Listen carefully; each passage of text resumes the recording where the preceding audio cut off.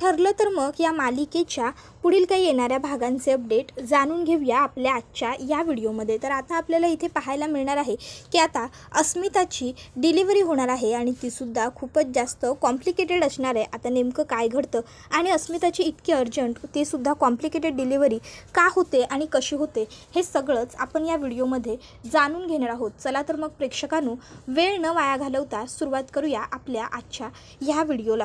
तर आता आपण इथे पाहतो की सध्या सायली आणि अर्जुन हे दोघंही जण आता आलेले असतात, ते म्हणजे सुमन काकूंकडे भेटायला। आणि आता सुमन काकू ही सायली व अर्जुन यांना दोघांनाही सगळं काही खरं सांगून टाकते की रविराज भाऊजी आणि प्रतिमा वहिनींच्या अपघातामध्ये जे काही घडलं होतं त्याला आमचे हे जबाबदार होते आणि हे बघा, त्यांनी माझ्यासमोर स्वतःच्या तोंडानेच सगळ्या गोष्टींची कबुली दिलेली आहे आणि म्हणूनच मी त्यांचा हा व्हिडिओ बनवून ठेवलेला आहे। सायली, तू म्हणाली होतीस ना पुरावे हवेत म्हणून, हे बघ त्याबरोबर मग आता सुमन काकू तो व्हिडिओ सायली आणि अर्जुनला दाखवते। तर त्यामध्ये नागोबाने स्पष्टपणे सांगितलेलं असतं की हो, मीच त्या रविराज किल्लेदारची आणि त्याच्या संपूर्ण कुटुंबाची सुपारी दिली होती, कारण मला दादाची सगळी प्रॉपर्टी हडप करायची होती। पण मी एवढं सगळं करूनही शेवटी ते तिघही जण वाचले आणि दादाची प्रॉपर्टी मला नाहीच मिळाली, माझ्या हाताही काहीच नाही लागलेलं अजूनही।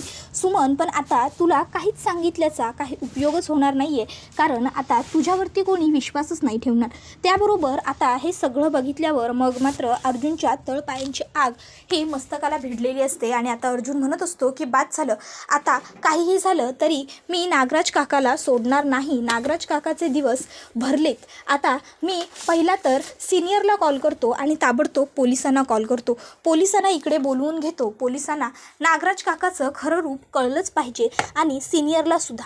त्याबरोबर दुसऱ्या बाजूला आता इकडे अस्मिता ही जरा गोळ्या वगैरे खाते, तर कल्पना तिला फेऱ्या मारायला सांगते, म्हणजे जेवण वगैरे व्यवस्थित पचेल यासाठी। मग आता कल्पनाने सांगितलेलं असतं, त्यामुळे आता लगेचच इकडे अस्मिता ही फेऱ्या मारू लागते। तर आता ती फेऱ्या मारतच असते, इतक्यात अचानक तिच्या मनामध्ये विचार येतात, ते म्हणजे सचिनचे। ती विचार करत असते की सचिन इकडनं बोलून गेलाय की तो उपाशी राहील वगैरे म्हणून, पण खरोखर सचिन उपाशी राहील का? आणि सचिन उपाशी जर राहिला तर या गोष्टीचा मी विचार केला पाहिजे का? नाही, खरं बघायला गेलं ना तर मला हा विचारच करायची गरज नाही की सचिन उपाशी राहील की सचिन खाईल। तसंही आजपर्यंत त्याने मला किती त्रास दिला, पण सचिनवर माझं खरं प्रेम होतंच ना। सचिनने मला जरी त्रास दिला असला, वाईट वागवलं असलं, तरी काही काळी मी आणि सचिनने आम्ही दोघांनीही एकमेकांवर अगदी मनापासून खरं प्रेम केलं। आणि आज जर सचिनला त्रास होत असेल तर मला तरी बरं कसं काय वाटू शकतं? तर आता इकडे सचिन हा खोटं ॲक्सिडेंट करून घेण्याचं नाटक करण्याचा प्लॅन रचतो, जेणेकरून मग सगळे लोक घाबरतील आणि मग कोणीतरी त्याची मदत करायला पुढे सरसावेल आणि तो माणूस हा लगेचच अस्मिताला कॉल करेल, कारण त्याच्या नंबरमध्ये सगळ्यात वरती अस्मिताचाच नंबर असतो। आणि मग अस्मिताला काळजी वाटेल, सगळे सुभेदार लगेच त्याच्याकडे धावत पळत येतील, सगळेच जण त्याला घरी वगैरे घेऊन जातील, असा सगळा सचिनचा प्लॅन असतो। पण होतं मात्र काहीतरी उलटंच, सचिनने जसा प्लॅन केलेला असतो सगळं अगदी तसंच घडत असतं। पण घडतं असं की सचिनचा खोटा अपघात जो सचिनने प्लॅन केलेला असतो, त्याऐवजी चुकून ड्रायव्हर जोरात येतो ट्रक घेऊन आणि सचिनला अगदी जोरात उडवतो आणि सचिनचा अपघात हा खराखुरा होतो। त्याबरोबर आता खरोखर सचिनच्या प्लॅनप्रमाणे बिचारी रस्त्यातली लोक स्वतःच्या हातातलं काम बाजूला करून अपघात झाला म्हणून पुढे येतात आणि लगेचच आता सचिनची मदत करण्यासाठी ते काहीतरी करण्याचा प्रयत्न करतात। त्यावेळी त्यांना तिथे सचिनचा मोबाईल दिसतो। मग आता ते लोक विचार करतच असतात की काय करावं, ह्या फोनवरून फोन करायचा का? इतक्यात त्या ठिकाणी एक पोलिसांची गाडी येते आणि आता त्या गाडीतून एक पोलीस उतरतो आणि तो आता फोन करतो अस्मिताच्या फोनवरती, कारण नंबर अस्मिताचाच वरती असतो आणि अस्मिताला सांगितलं जातं की इथे या माणसाचा अपघात झालाय आणि याच्या फोनमध्ये तुमचा नंबर वरती सापडला म्हणून आम्ही तुम्हाला कॉल केला।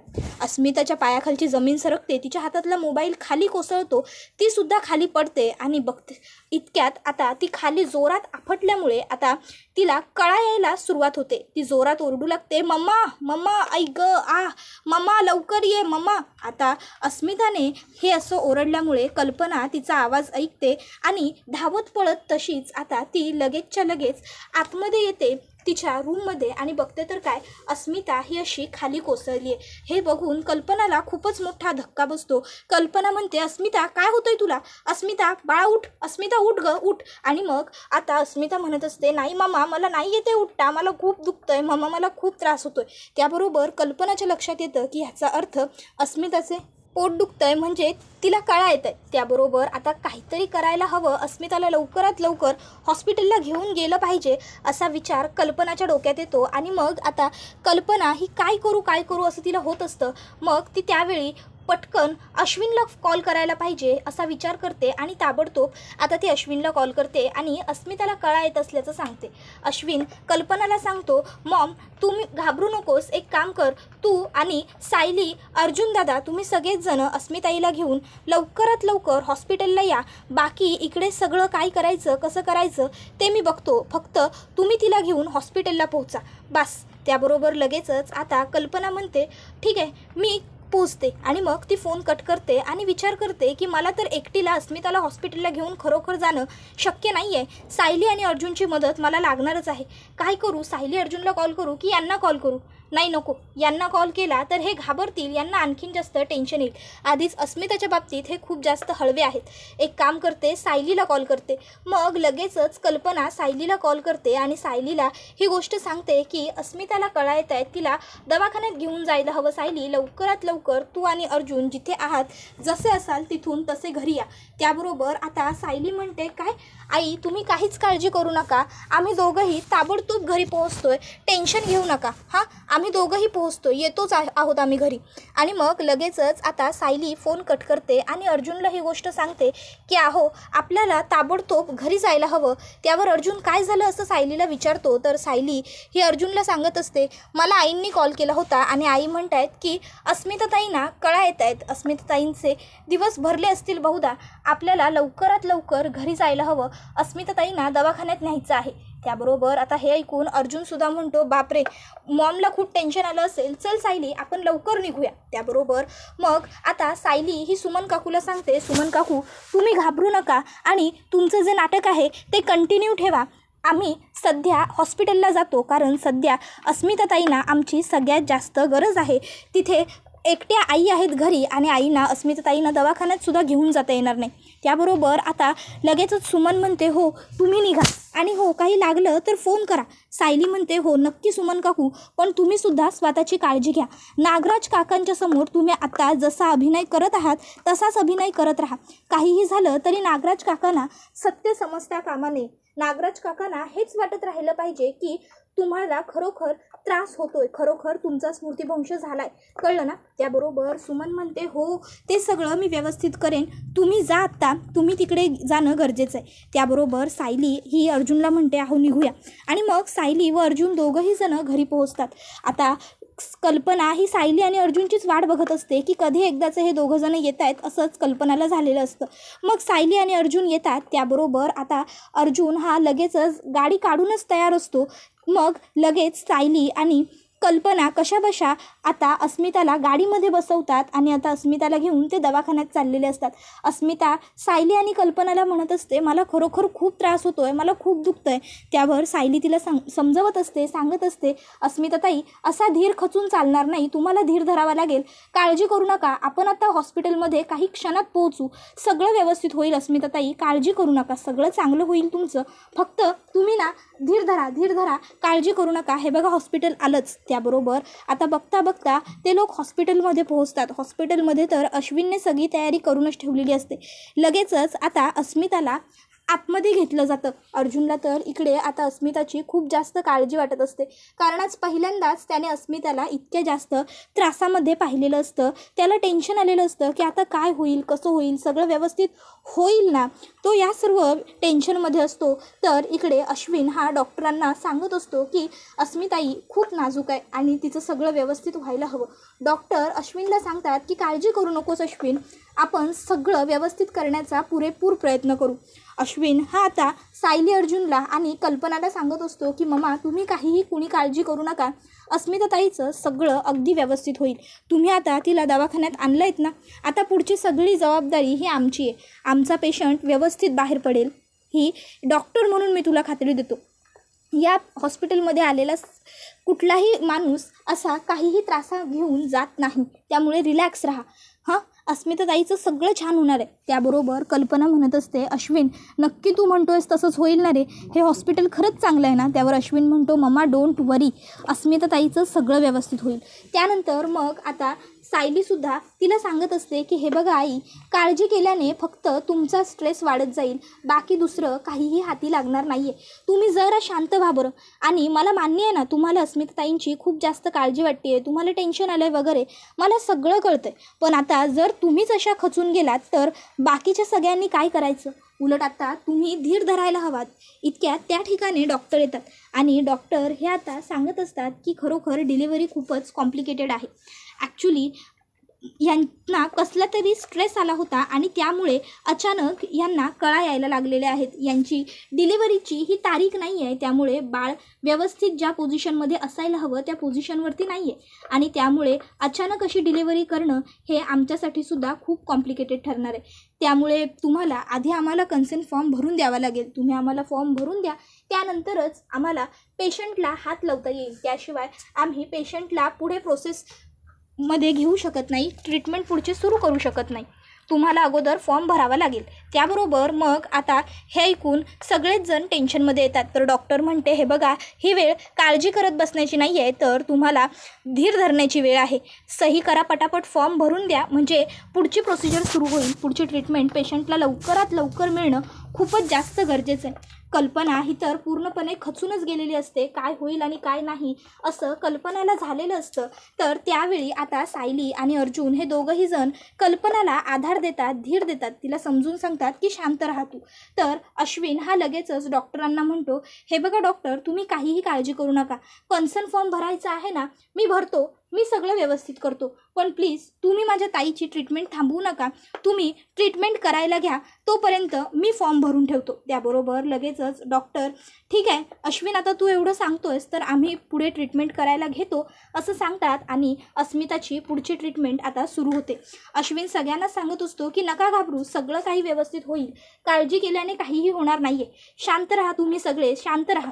मला खात्री आहे अस्मिताताईचं बाळ आणि अस्मिताताई दोन्हीही व्यवस्थित राहतील. त्याबरोबर आता इकडे अस्मिता हिच्यावरती पुढची ट्रीटमेंट सुरू होते. अस्मिताला खूप त्रास होत असतो. डॉक्टर अस्मिताला सांगत असतात की हे बघा तुम्हाला कळा सहन कराव्याच लागतील. अस्मिता डॉक्टरांना रिक्वेस्ट करत असते की मला वाचवा, मला वाचवा. डॉक्टर अस्मिताला सांगत असतात दीर्घ श्वास घे, दीर्घ श्वास घे. अस्मिताचा आवाज बाहेर येत असतो आणि त्यामुळे कल्पनाला आणखीन जास्त त्रास होत असतो. माझ्या मुलीला किती वेदना होत आहेत असं कल्पनाला वाटत असतं. त्यावेळी सायली ही कल्पनाला समजावत असते की आई अहो असं काय करताय.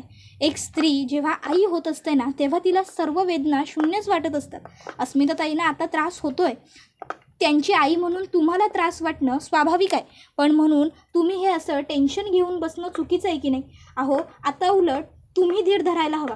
यांच्याकडे अश्विन भाऊजींकडे एकदा बघा त्या दोघांनाही केवढं टेन्शन आलं आहे. त्यात जर तुम्ही या अशा टेन्शनमध्ये बसलात तर त्यांनी दोघांनी कोणाकडे बघायचं, त्यांना तर तुमचाच आधार आहे ना.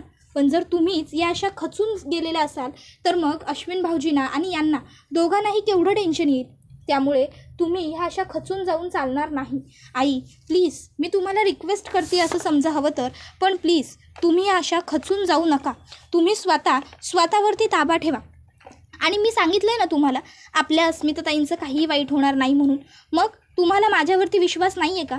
अहो आई, आजपर्यंत आपल्या अस्मिताताईंनी कोणाचाही वाईट विचार केलेला नाही आहे. मग जर त्यांनी कधी कोणाच्या बाबतीत काही वाईट केलेलं नाही आहे तर आज देव त्यांच्या बाबतीत का वाईट घडवेल. त्यावर कल्पना म्हणत असते, सायली अगं आधीच माझ्या लेकीला नवरा ह्या परिस्थितीचा मिळाला, माझ्या लेकीला त्याने फसवलं आणि आता जर माझ्या लेकीला तिचं मूलसुद्धा गमवावं लागलं तर कसं गं, काय राहील माझ्या मुलीच्या आयुष्याला अर्थ, कशी जगेल माझी मुलगी. त्यावर सायली तिला समजवते, पण तुम्हाला वाटतंय ना तसं काहीच घडणार नाही आहे. आता अस्मिताताईंचं सगळं व्यवस्थित होईल, फक्त बघत राहा तुम्ही. त्याबरोबर मग अस्मिताच्याही डोळ्यातील कल्पनाच्याही डोळ्यातलं पाणी पुसते सायली आणि म्हणते चला आपण देवाजवळ प्रार्थना करू. आणि मग त्या दोघीही जणी आता गणपती बाप्पाजवळ येतात आणि तिथे प्रार्थना करत असतात. सायली मनातल्या मनात म्हणत असते, बाप्पा तुझी लीला आघात आहे, आता तुझ्याच हातात सर्व डाव आहे. तू अस्मिताताईंना काहीही कर पण वाचव. अस्मिताताई किती साध्या आहेत, किती सरळ आहेत तुला माहिती आहे. नाही, जाणते अजाणतेपणे त्यांच्याकडून पूर्वी काही चुका झाल्या असतील, पण त्याची शिक्षा त्यांना आत्ता देऊ नकोस.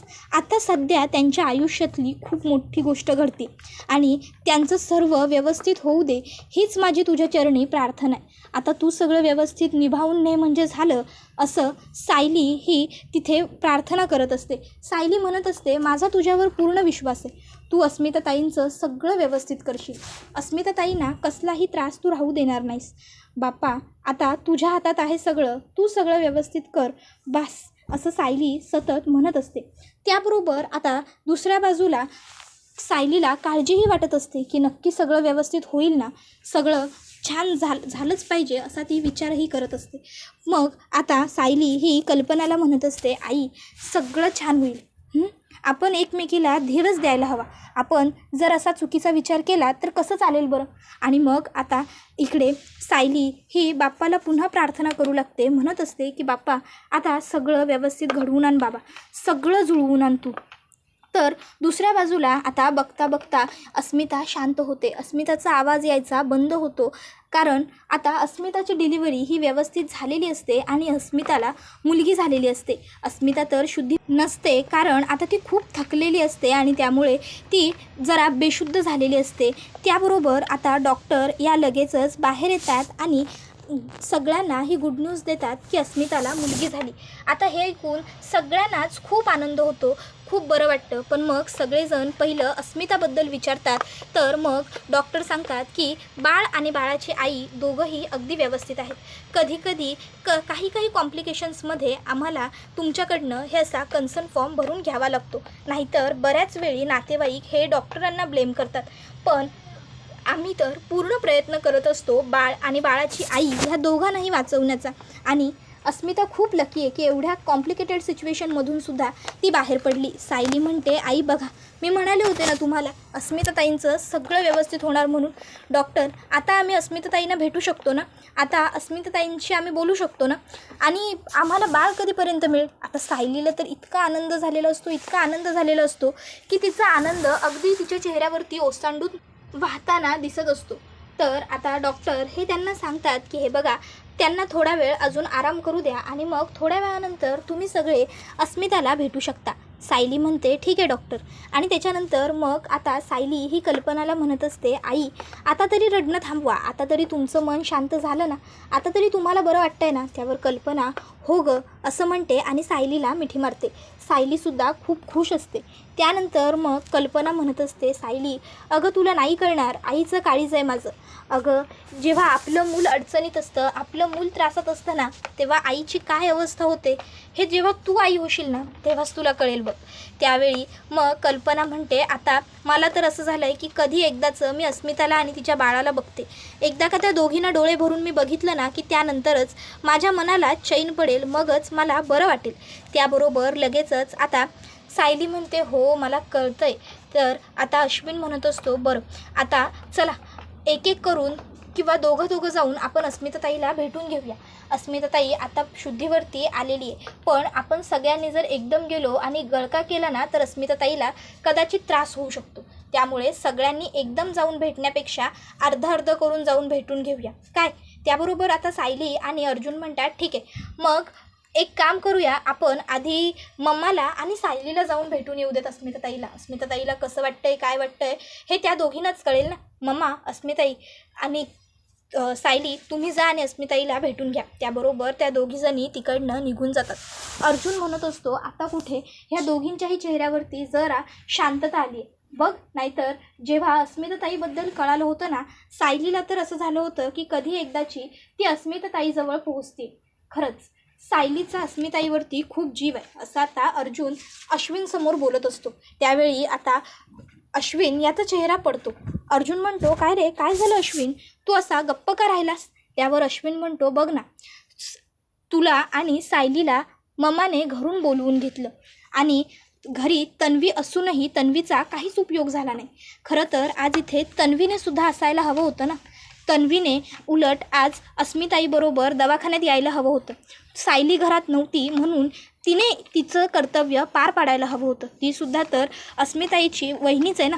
पण तरीही तन्वी मात्र अस्मिताईबरोबर हॉस्पिटलला आलेली नाही, उलट ती घरीच राहिली आहे. अजून तिचा साधा मला एक कॉलसुद्धा आलेला नाही आहे.